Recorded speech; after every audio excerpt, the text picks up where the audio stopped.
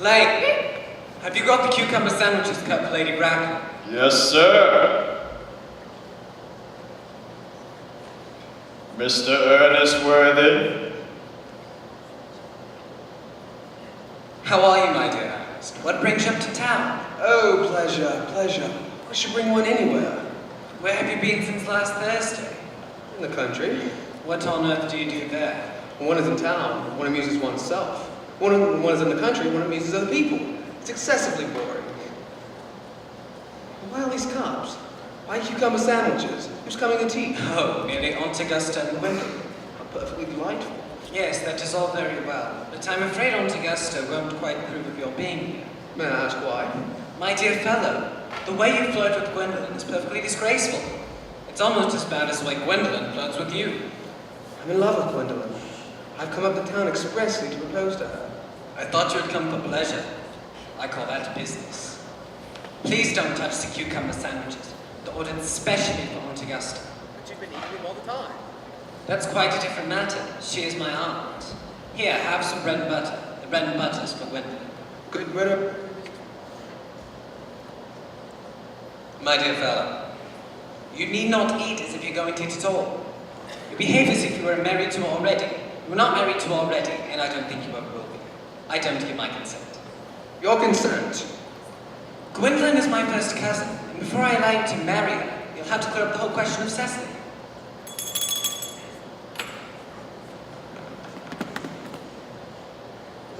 Bring me the cigarette case Mr. Worthing left in the smoke room the last time he dined here. Yes, sir.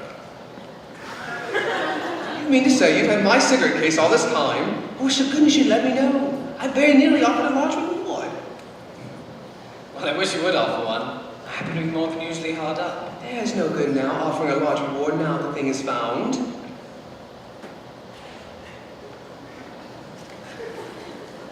I think that is rather mean of you. However, now that I look at the inscription on the inside, I find that the thing isn't yours at all. Of course it's mine. This is a gift from someone of the name of Cecily, and you said you didn't know anyone of that name. Well, if you must know, Cecily happens to be my aunt. Your aunt? Yes, just give it back to me, Algie. But why does your aunt call you her uncle? From little Cecily, with fondest love, to dear Uncle Jack. Besides, your name isn't Jack at all, it's Earnest. It isn't Earnest, it's Jack. You've always told me it was Earnest. You look as if your name was Earnest. It's on one of your cards. Well, conveniently, here is one. Mr. Earnest Worthing, B4. Oh, well, I'm Earnest in town and Jack in the country. His cigarette case was given to me in the country. Yes, but that does not explain why your aunt calls you her uncle. Now go on, tell me the whole story. And might I add that I've always suspected you. Permanent secret Bunburyist, and I'm quite sure of it now. Bunburyist? What on earth is a Bunburyist? I will give you the definition of that horrible expression as soon as you inform me why you are Earnest in town and Jack in the country. It's perfectly simple. Old Mr. Thomas Cardew, who adopted me when I was a little boy, made me his will guardian to his grandmother, Miss Cecily Cardew. Cecily, who addresses me as her uncle in motives of respect you could not possibly appreciate, lives with me under the charge of her admirable governess, Miss Prism. Go on. My dear Algie, when one is placed in the position of guardian, one has to up a very high moral tone on all subjects. And as a high moral tone can hardly be said to conduce very much to either one's health or one's happiness. In order to come up to town, I've always pretended a younger brother by the name of Earnest. I was quite right in saying you were a Bunburyist. What on earth do you mean? You haven't been to the younger brother, named Earnest, in order that you may be able to go into town whenever you like.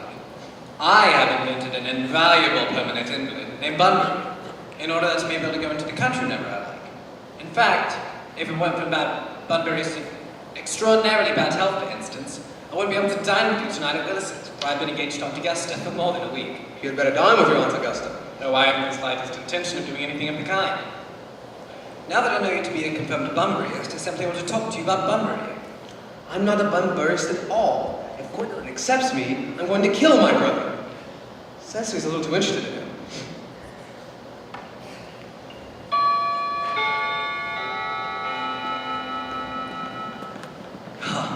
There must be Aunt Augusta. Now, if I get out of the way for 10 minutes, that she may propose to Gwendolyn. May I dine with you tonight at Willis's? I suppose so. Lady Bracknell and Miss Fairfax. Sorry if we're a little late, Algernon, but I was obliged to call on dear Lady Horbury. Now, I'll have a cup of tea and one of those nice cucumber sandwiches you promised me. Certainly, Aunt Augusta. Lane! Why the new cucumber sandwiches? I ordered them specially. There were no cucumbers in the markets this morning, sir. No cucumbers? No, sir.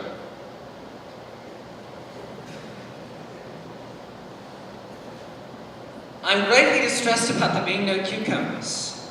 And I'm afraid, Aunt Augusta, I have to give up the pleasure of dining with you this evening.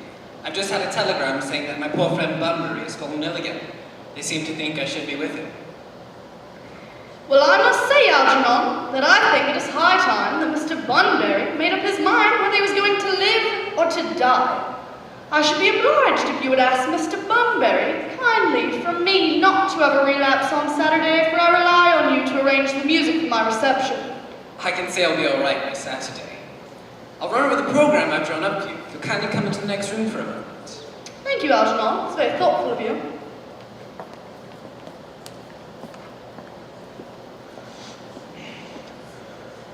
Miss Fairfax.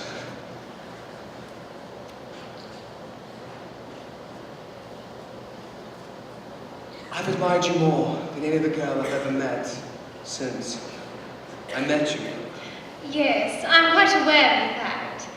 For me, you have always had an irresistible fascination. You see, it has always been my ideal to love someone of the name of Earnest. When Albert first mentioned me became a friend of Lord Earnest, I knew I was destined to love you. But you don't mean to say you couldn't love me if my name wasn't Earnest. But your name is Earnest. Yes, I know it is. But supposing it was something else, to speak quite candidly, I don't much care the name. I don't think it suits me at all. But it suits you perfectly. It's a divine name. It has a music of its own. It produces vibrations. Huh. Well, really, Gwendolyn, I must say that I think there are lots of other, much nicer names. I think Jack, for instance. It's a charming name. Jack. No, Jack produces absolutely no vibrations. The only really safe name is Earnest. Gwendolyn, I must get christened. I mean, we must get married at once. Married, Mr. Worthing, but you haven't even proposed to me yet. Gwendolyn, will you marry me? Of course I will, Ernest. Mr. Worthing! Rise up from this semi-recumbent posture. It is most indecorous. Mamma, I'm engaged to be married to Mr. Worthing. Pardon me, you are not engaged to be married to anyone. When you do become engaged to someone, I will inform you of the fact. Now, I have a few questions to put to you, Mr. Worthing. While I'm making these inquiries, you, Gwendolyn, will wait for me below in the carriage. Mamma! In the carriage, Gwendolyn? My dear Mr. Worthing, I feel bound to tell you, you are not down on my list of eligible young men. However, I am prepared to enter your name should your answers be what a truly affectionate mother requires. Now then, do you smoke? Yes, I must admit I smoke. I'm glad to hear it. A man should always have an occupation of some kind. There are far too many idle men in London as it is. How old are you? 29. What is your income? Between 7,000 and 8,000 a year. That is satisfactory. Now on to minor matters. Are your parents living? I'm afraid I really don't know. The fact is, Lady Bracknell, I don't know who I am by birth. I was found. Found? Yes. You see, the late Mr. Thomas Cardew, very charitable and kind man, found me and gave me the name of Worthing, because he happened to have a first-class ticket for Worthing in his pocket at the time. Where did this charitable gentleman find you? In a handbag. In a handbag? Yes, Lady Bracknell. where did this Mr. Thomas Cardew happen across this handbag? In the cloakroom at Victoria Station. It was given to him in mistake for his own. In the cloakroom at Victoria Station. Mr. Worthing, I feel bound to tell you I'm a bit bewildered by what you have just told me. Then what would you advise me to do? I would strongly advise you, Mr. Worthing, to try and acquire some relations as soon as possible. I don't see how I could possibly manage to do that. I could produce the handbag at any moment. It is in my dressing room at home. I really think that should satisfy you, Lady Bracknell. Me? Sir, you can hardly imagine that I and Lord Bracknell would allow our only daughter to marry into a cloakroom and form an alliance with a parcel. Good morning, Mr. Worthing. Good morning. Didn't it go off all right, old boy? You don't mean to say Gwendolyn refused you? As far as Gwendolyn's concerned, we are engaged, but her mother is perfectly unbearable. Did you tell Gwendolyn about your being Earnest in town, Jack in the country? The truth isn't quite the sort of thing one tells to a nice, sweet, refined girl. What about your brother Earnest? By the end of the week, he'll be dead. I'll say he died in Paris of a severe chill.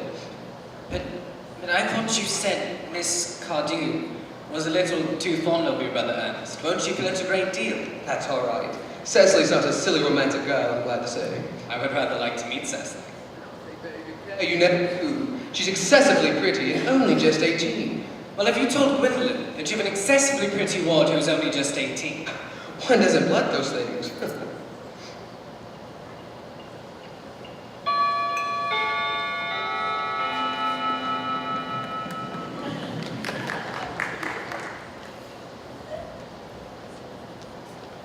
Miss Fairfax? Gwendolyn, upon my word! Algy, kindly turn your back.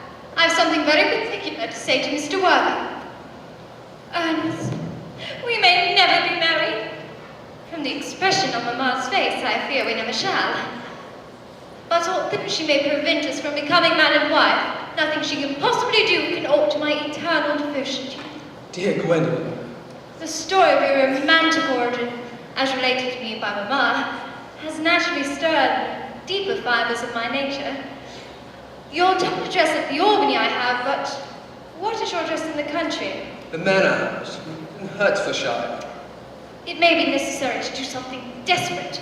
I will communicate with you daily. How long do you remain in town? Till Monday. Good. Algy, you may turn round now. Thanks, I've turned round already. You will let me see to your carriage? Certainly. I'll see Miss Fairfax out. Yes, sir. I'll probably not be back till Monday. And set out all the dress clothes, smoking jackets, and all the Bunbury suits. Yes, sir.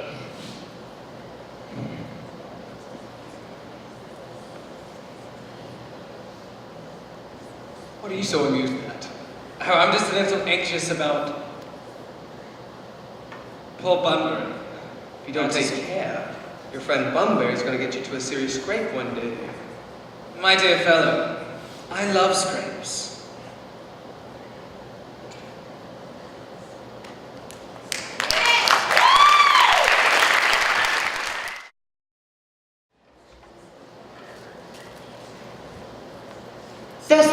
Cecily, your German grammar is on the table. Pray open at page 15. You know how anxious your guide is to improve yourself. Dear Uncle Jack is so very serious. Sometimes he is so serious I think he cannot be quite well. Cecily, I am surprised at you. Mr. Worthing's had many troubles in his life. You must remember his constant anxiety about that young man and his brother. I wish Uncle Jack would allow that unfortunate young man and his brother to come down here sometime. Might have good influence over him in his prison. You must put away your diary, dear Cecily. I don't even see why you should keep a diary at all. I keep a diary in order to enter all the wonderful secrets of my life. If I didn't write them down, I should probably forget all about them. Memory, my dear Cecily, is the diary we carry about with us. Yes, but it usually chronicles the things that have never happened and couldn't possibly have happened. I believe that memory is responsible for nearly all the 3-volume novels that Moody sends us. Do not speak slightly of the 3-volume novel, Cecily. I wrote one myself in my earlier days. See Dr. Chasuble coming up in the garden? Oh, Dr. Chasman, it's indeed a pleasure. And how are we this morning? Miss Prism, you are, I trust, well. Miss Prism has just been complaining of a slight headache. I think it would do her so much good to have a short stroll with you in the park, Dr. Chasuble. With pleasure, Miss Prism, pleasure. Cecily, you're rejoined. Political economy, my absence. Horrid political economy, horrid geography, horrid German. Earnest Worthing has just driven over from the station, miss. Mr. Ernest Worthing, B4, the Albany. Uncle Jack's brother. Yes, miss. He was quite anxious to speak to you. Privately for a moment. Ask Mr. Worthing to come out here. Yes, miss. I have never met a really wicked person before. I feel rather frightened. I'm so afraid he looked like everyone else. He does. You're my little cousin Cecily, I'm sure. You, I see from your card, are Uncle Jack's brother, my wicked cousin Ernest. Oh, I'm not wicked. You mustn't think I'm... If you are not, then you've certainly been deceiving us all in a very inexcusable manner.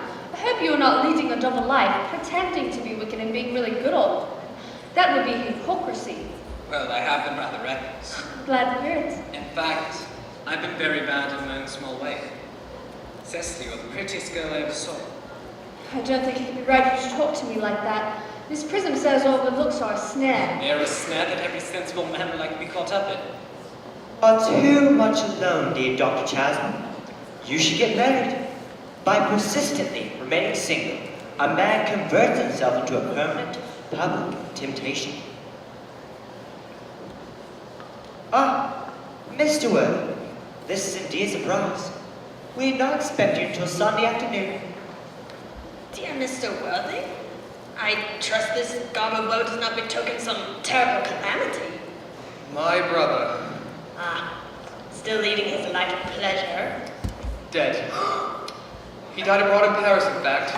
I had a telegram last night from the manager of the Grand Hotel. You would no doubt wish me to make some slight allusion to this tragic domestic affliction.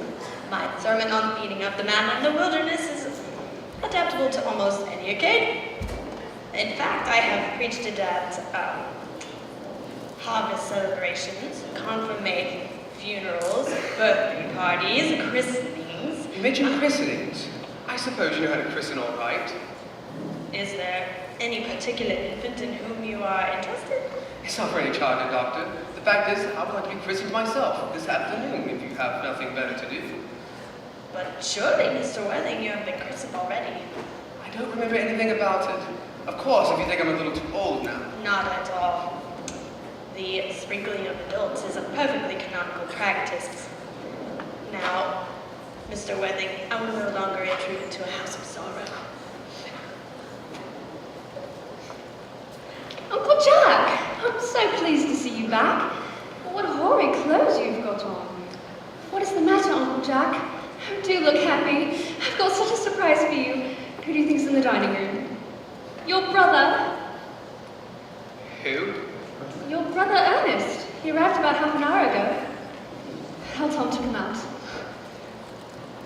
These very joyful tidings. Indeed. Oh, good heavens. Brother John, I have come up from town expressly to apologize for all the trouble that I've put you through, and to tell you that I intend to lead a better life in the future. Uncle Jack, you are not going to refuse your own brother's hand. Nothing will induce me to take his hand. His coming down here is disgraceful. He knows perfectly well why. Uncle Jack, if you do not shake hands with Ernest, I will never forgive you. Well, this shall be the last time I ever do it. It's perfect, is it not, to see so perfect a reconciliation of two perfect brothers over a perfect handshake? It's just so perfect. Today is perfect. You two look perfect. Okay. Why don't we leave these two brothers alone? And we'll just let them be perfect together. Perfect.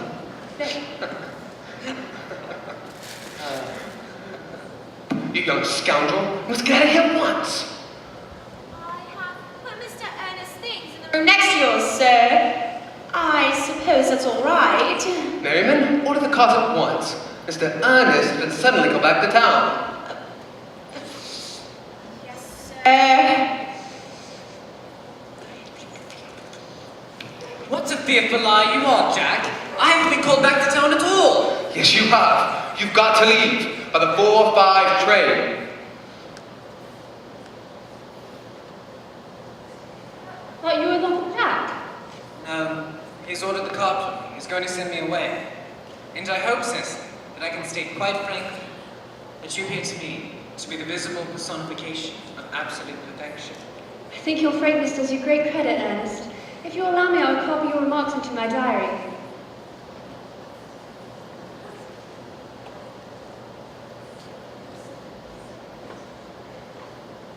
I delight in taking from dictation. I have reached absolute perfection. You can go on. I'm quite ready for more. Cecily, ever since I laid eyes on your wonderful and incomparable beauty, I've dared to love you wildly, passionately, devotedly, hopelessly. The cart is waiting, sir. Tell it to come round next week at the same hour. Yes, sir. Uncle Jack would be very much annoyed if he knew you were staying on till next week. Oh, I don't care about Jack. I don't care about anyone. I don't care for anybody in the whole world but you. I love you, Cecily. You will marry me, won't you? You silly boy, of course. Why, we've been engaged for the last 3 months. How? But how?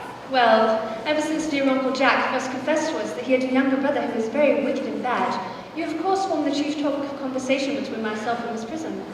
I dare say it was foolish of me, but I fell in love with you, Ernest. Darling. And when was the engagement actually settled? On the 14th of February, worn out by your entire ignorance of my existence, I determined to end the matter one way or the other, and after a long struggle with myself, I accepted you. The next day, I got the in your name. What a perfect angel you are. You dear romantic boy. You'll never break off our engagement, will you? I don't think I could ever break it off. Besides, just the question of your name. Yes, of course. You mustn't laugh at me, darling, but it has always been a girlish dream of mine to love someone whose name was Earnest. Do you mean to say that you could not love me if I had any other name? But what name? Oh, you know, any name. Algernon, for instance. I might respect you, Ernest, I might admire your character, but I fear that I should not be able to give you my undivided attention. Your rector here is, I suppose, thoroughly experienced in all the rites and ceremonials of the church. Yes, Dr. Charles Ball's a most learned man. I must see him at once on a most important business. On most important business. I'll be back in no time. What an impetuous boy he is. I like his hair so much. Miss Fairfax has just called to see Mr. Earnest. Pray ask the lady to come out here. Mr. Worthing is sure to be back soon. Yes, miss.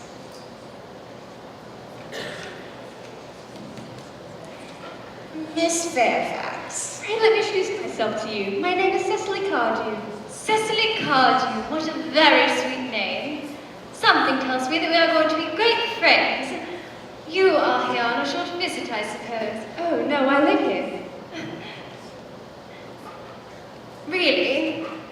Your mother, no doubt, or some female relative of advanced years resides here also. No, I have no mother, nor in fact any relations. Indeed. My dear guardian, with the assistance of Miss Prism, has the arduous task of looking after me. Your guardian?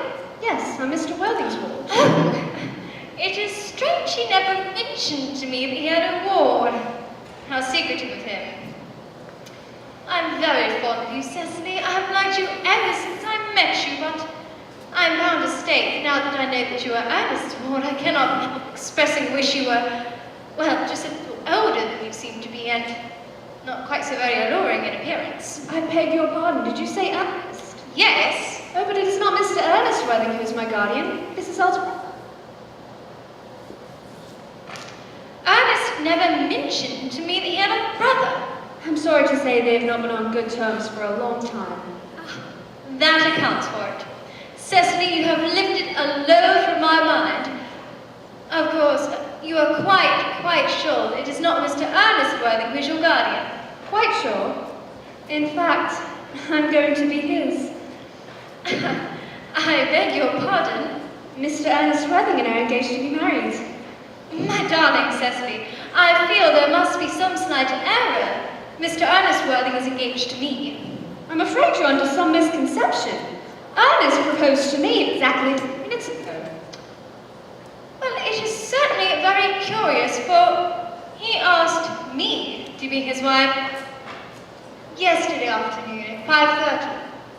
I am so sorry, Cecily, if it is any disappointment to you, but I'm afraid that I have the prior claim. I feel bound to point out that since Ernest proposed to you, he clearly has changed his mind.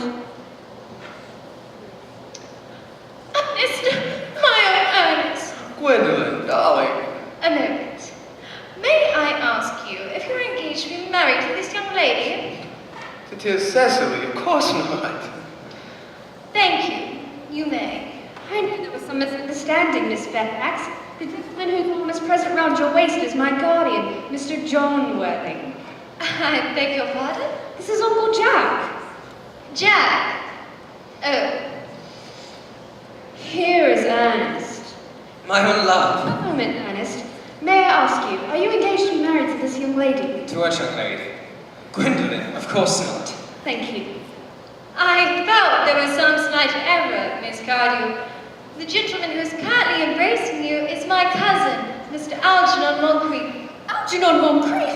Oh, are you called Algernon? I cannot deny it. It should be really John. I could deny it if I liked, but it's certainly John. A gross deception has been practiced on both of us. My poor wounded Cecily. My sweet, wronged Gwendolyn. Mr. Worthing, there's just one question I would like to be permitted to put to you. Where is your brother Ernest? We are both engaged to be married to your brother Ernest, so it is a matter of some importance to us to know where your brother Ernest is at present. Gwendolyn, Cecily, I have no brother Ernest. I have no brother at all. No brother at all? None. Well, I'm afraid it is quite clear, Cecily, that neither of us is engaged to be married to anyone. Mr. Moncrief, kindly answer me the following question. Why did you pretend to be my guardian's brother? In order that I may have the opportunity of meeting you. Mr. Worthing, what explanation can you offer to me for pretending to have a brother? Was it in order that you might have the opportunity of coming up to town as often as possible and to see me? Can you doubt it, Miss Fairfax? Their explanations appear to be quite satisfactory. Don't you agree? Yes. Then you think we should forgive them? Yes. I mean, no. True, I had forgotten. Your Christian names are still an insuperable barrier, that is all. Is that all? I'm to be christened this afternoon. For me, you are prepared to do this terrible thing? I am. For me, you ready to face this fearful ordeal? I am. Darling. Darling. Gwendolyn! What does this mean? Lady Blacknall. Merely that I'm engaged to be married to Mr. Worthing, Mamma. You are nothing of the kind. Algernon, Yes, Aunt Augusta. may I ask if it is in this house that your invalid friend, Mr. Bunbury, resides? Oh, no. Bunbury doesn't live here. In fact, Bunbury is dead. Dead? What did he die of? Well, his doctors, they found out that he could not live, so Bunbury died. He seemed to have had great confidence in the opinion of his physicians. Now that we've finally gotten rid of this Mr. Bunbury, may I ask, Mr. Worthing, who is this young person whose hand my nephew Algernon is now holding in what seems to me a most peculiarly unnecessary manner? That lady is Miss Cecily Cardew, my ward. I am engaged to Cecily, Aunt Augusta. I beg your pardon? Mr. Moncrief and I are engaged to be married, Lady Bracknell.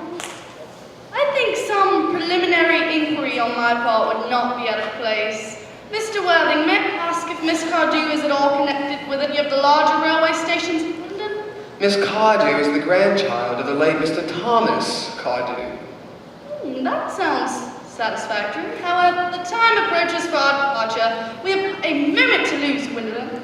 As a matter of form, though, Mr. Worthing, I must ask if Miss Cardew has any fortune? Oh, just 130,000 pounds. That is all. So happy to have seen you. Goodbye. A moment, Mr. Worthing. 130,000 pounds. Well, Miss Cardew here seems a most attractive young lady, now that I look at her. Step over here, dear. Kindly turn around, sweet child. Yes, quite as I expected. There are distinct social possibilities in your profile. I suppose I must give my consent. Thank you, Aunt Augusta. Cecily, you may kiss me. Thank you, Lady Bracknell. You may also refer to me as Aunt Augusta for the future. Thank you, Aunt Augusta. Pray excuse me for interrupting you, but this engagement's quite out of the question. I am Miss Cardew's guardian, and she cannot marry without my consent until she comes legally of age. That consent I absolutely decline to give. How old are you, dear? Only just 18. Only just 18. Well, it will not be long before you are of age and free from the restraints of tutelage. So I don't suppose your guardian's consent is, after all, a matter of any importance. Pray excuse me for interrupting you again, but it's only fair to tell you that according to her grandfather's will, she does not come legally of age until she is 35. But I couldn't wait all that time. I hate waiting 5 minutes. And what is to be done, Cecily? My dear Mr. Worthing, since Miss Cardew here states positively that she cannot possibly wait until she is 35, I would beg of you to reconsider your decision. Lady Bracknell, the matter is entirely in your own hands. The moment you consent to my marriage with Gwendolyn, I will most gladly allow your nephew to form an alliance with my ward. You must be quite aware that what you propose is out of the question. Come, Gwendolyn.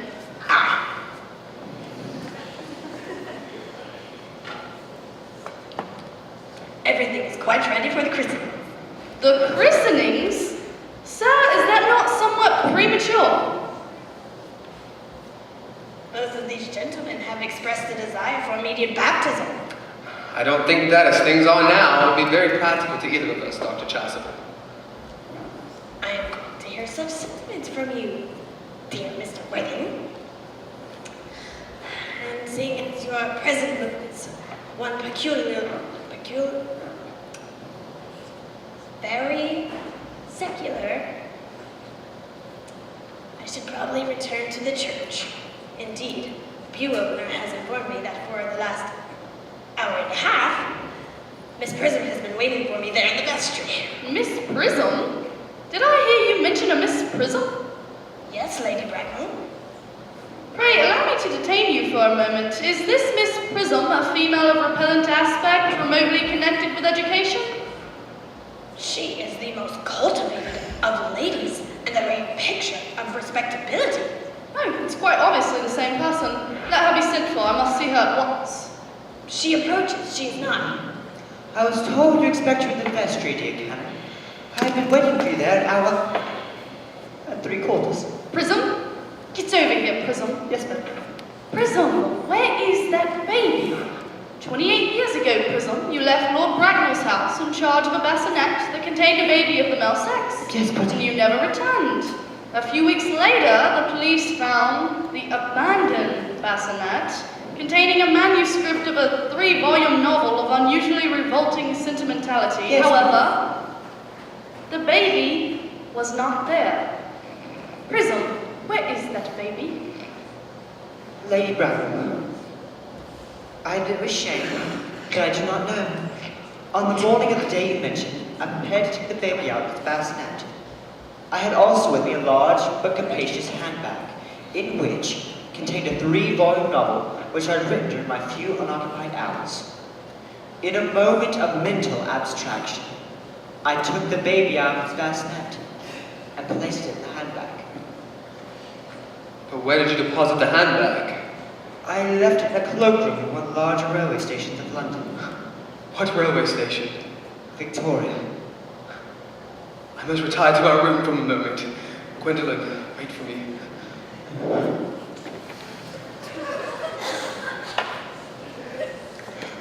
Excuse me.